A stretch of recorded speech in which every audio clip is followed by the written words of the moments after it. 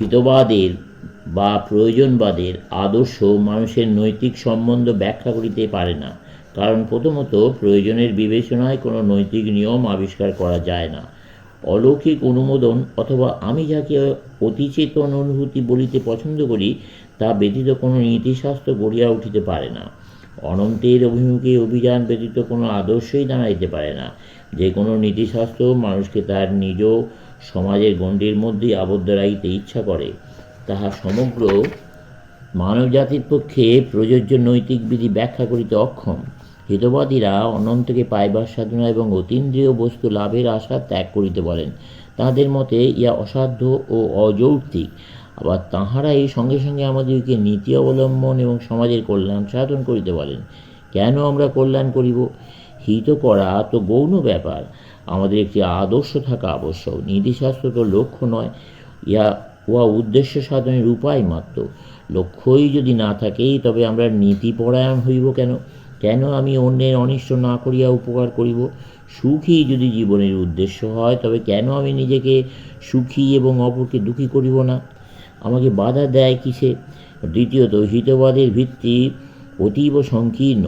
যে সকল সামাজিক রীতিনীতি ও কার্যধারা প্রচলিত আছে সেগুলি সমাজের বর্তমান অবস্থা হইতে গৃহীত হইয়াছে, কিন্তু হিতবাদীদের এমন কি অধিকার আছে যে তাহারা সমাজকে চিরন্তন বলিয়া কল্পনা করিবেন? বহু যুগ পূর্বে সমাজের অস্তিত্ব ছিল না, খুব সম্ভব বহু যুগ পরেও থাকবে না। খুব সম্ভব উচ্চতর ক্রমবিকাশের দিকে অগ্রসর হইবার পথে এই সমাজ ব্যবস্থা আমাদের অন্যতম সোপান। শুধু সমাজ ব্যবস্থা হইতে গৃহীত কোনো বিধি চিরন্তন হইতে পারে না এবং সমগ্র মানব প্রকৃতির পক্ষে পর্যাপ্ত হইতে পারে না। অতএব হিতবাদ সম্ভূত মতগুলি বড়জোর বর্তমান সামাজিক অবস্থার কার্যকর হইতে পারে, তার বাইরে উহাদের কোনো মূল্য নাই। কিন্তু ধর্ম ও আধ্যাত্মিকতা হইতে উদ্ভূত চরিত্রনীতি ও নৈতিক বিধির কর্মক্ষেত্র বা পরিধি সমষ্টি মানবের সমগ্র দিক। ইহা ব্যষ্টির সম্পর্কে প্রযুক্ত হইলেও ইহার সম্পর্ক সমষ্টির সহিত।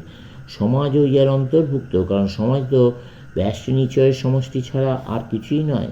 যেহেতু এই নৈতিক বিধি ব্যষ্টি ও তার অনন্ত সম্পর্কগুলির ক্ষেত্রে প্রযোজ্য, সেহেতু সমাজ যে কোনো সময়ে যে কোনো অবস্থায় থাকুক না কেন ইহা সমুদায় সামাজিক ক্ষেত্রেই প্রযোজ্য। এইরূপে দেখা যায় যে মানবজাতির পক্ষে আধ্যাত্মিকতার প্রয়োজন সর্বদাই আছে। যতই সুখকর হইক না কেন মানুষ সর্বদা জড়ের চিন্তা করতে পারে না। লোকে বলে এই আধ্যাত্মিক বিষয়ে বেশি মনোযোগ দিলে আমাদের ব্যবহারিক জগতে প্রমাদ ঘটে। সুদূর অতীতে চৈনিক ঋষি কনফুসিয়াস সময়ে বলা হতো, আগে ইহলোকের সুব্যবস্থা করিতে হইবে, ইহলোকের ব্যবস্থা হইয়া গেলে পরলোকের কথা ভাবিব। ইহা বেশ সুন্দর কথা যে আমরা ইহজগতের কার্যে তৎপর হইব, কিন্তু ইহাও দ্রষ্টব্য যে যদি আধ্যাত্মিক বিষয়ে অত্যধিক মনোযোগের ফলে ব্যবহারিক জীবনে কিঞ্চিত ক্ষতি হয়, তাহলে তথাকথিত বাস্তব জীবনের প্রতি অত্যধিক মনোনিবেশের ফলে আমাদের ইহলোক ও পরলোকে উভয় লোকেরই ক্ষতি হইয়া থাকে।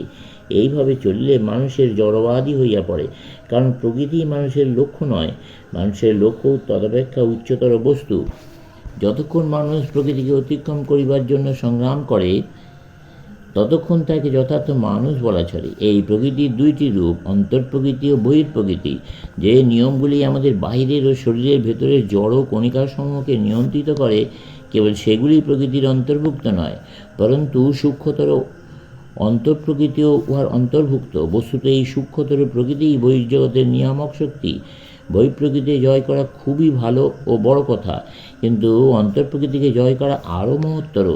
যে সকল নিয়ম অনুসারে গ্রহ নক্ষত্রগুলি পরিচালিত হয় সেগুলি জানা উত্তম, কিন্তু যে সকল নিয়ম অনুসারে মানুষের কামনা, মনোবৃত্তি ও ইচ্ছা নিয়ন্ত্রিত হয় সেগুলি জানা অনন্ত গুণে মহত্তর এবং উৎকৃষ্ট।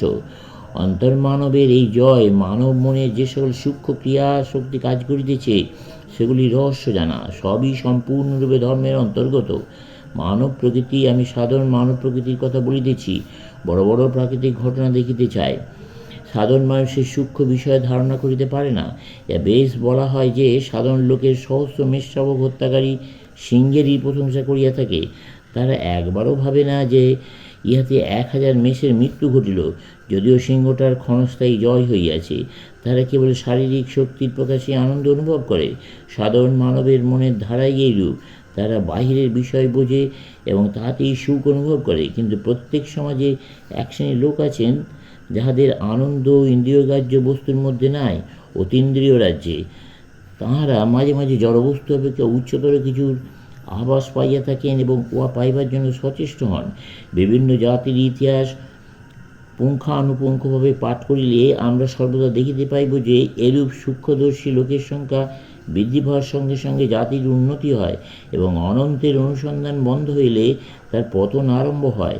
হেতবাদীরা এই অনুসন্ধানকে যতই বৃথা বলুক না কেন, অর্থাৎ প্রত্যেক জাতির শক্তি মূল উৎস হচ্ছে যে তার আধ্যাত্মিকতা, এবং যখনই জাতির ধর্ম ক্ষীণ হয় এবং জড়বাদ আসিয়া তার স্থান অধিকার করে, তখনই সেই জাতির ধ্বংস আরম্ভ হয়। চলবে।